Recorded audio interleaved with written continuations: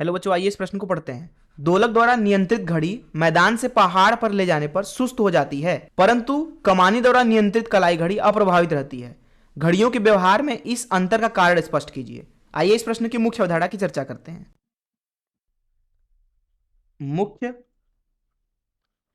अवधारणा देखिए,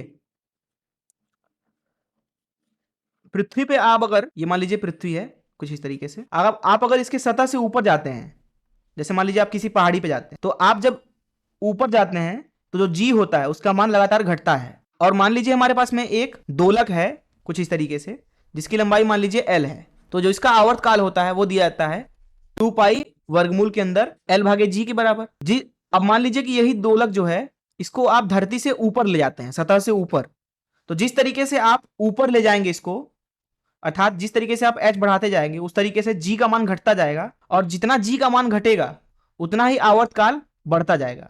अब मान लीजिए कि कोई एक घड़ी है जो कि इस दोलक के ऊपर आधारित है। अब आवर्तकाल अगर बढ़ेगा तो इसका मतलब है कि आपके लिए 1 घंटे पहाड़ी पर देर में बीतेगा, क्योंकि सुई धीरे हो जाएगी, तो अर्थात घड़ी जो होती है वो सुस्त पड़ जाती है। बोला जा रहा है कि परंतु कमानी द्वारा नियंत्रित कलाई घड़ी अप्रभावित रहती है। बिल्कुल सही बात है।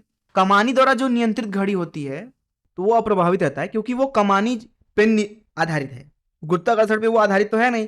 तो ऊंचाई बढ़ने पर भले ही गुरुत्वाकर्षण बदल रहा है, जब वो घड़ी जो है वो गुरुत्वाकर्षण पर निर्भर करता ही नहीं है, गुरुत्वाकर्षण पर निर्भर है ही नहीं, तो वो अप्रभावित रहता है, सीधी सी बात है।